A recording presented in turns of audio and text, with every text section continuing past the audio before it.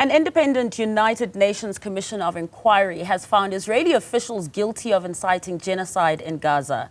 A report by the Commission has found that since October 2023, Israeli authorities and forces have breached 4 out of 5 genocidal laws listed in the 1948 Genocide Convention. The Commission says it is clear that there is a deliberate intent by Israel to destroy Palestinians living in Gaza. According to figures from the Health Ministry in Hamas-run Gaza, nearly 65,000 people have been killed in Gaza since the war began.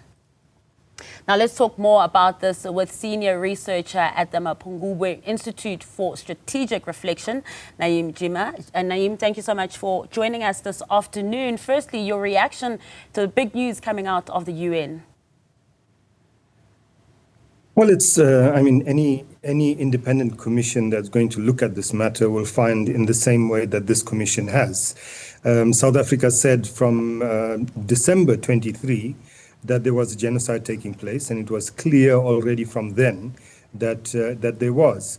Remember that this commission also is the one that last year issued a different report that accused both Israel and the Palestinian resistance of possible war crimes. So it's clearly not pro-Palestinian. It's an independent commission, and they found, as in a sense, millions of people on streets around the world have been saying for more than a year now that Israel is committing a genocide.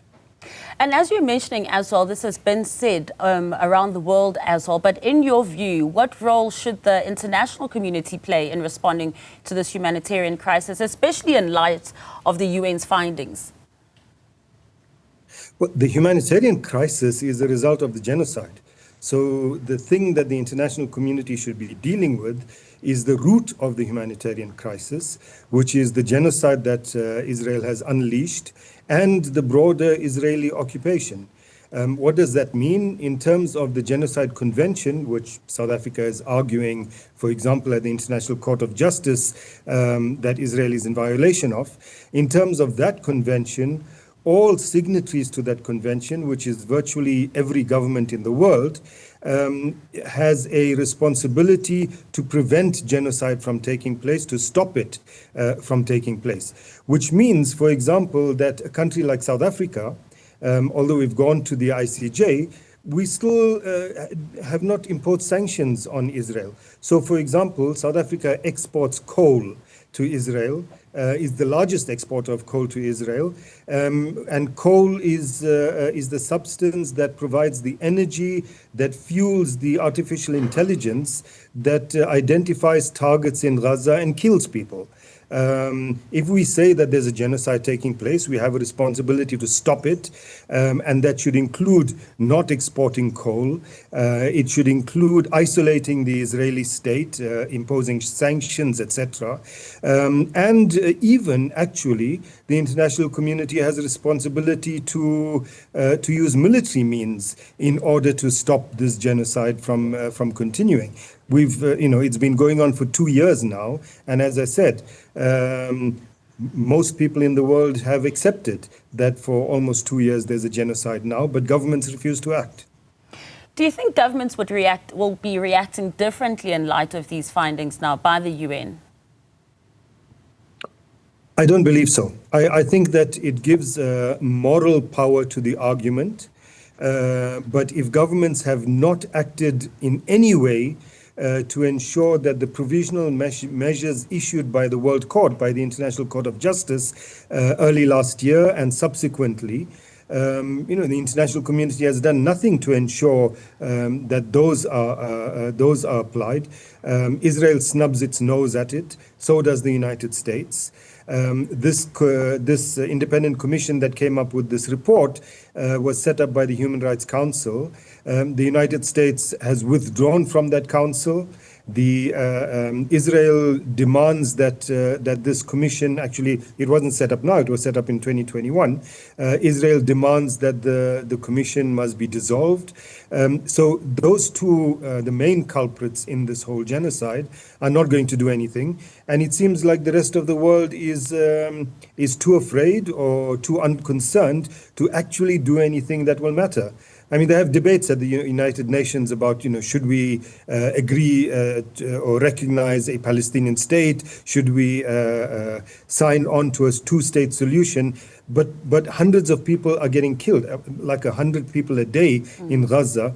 And nothing is being done to ensure that food gets through, that medical supplies get through, etc. And so the international community is, in general, complicit with this genocide, despite the studies by such panels as the one released today, or despite measures handed down by the International Court of Justice.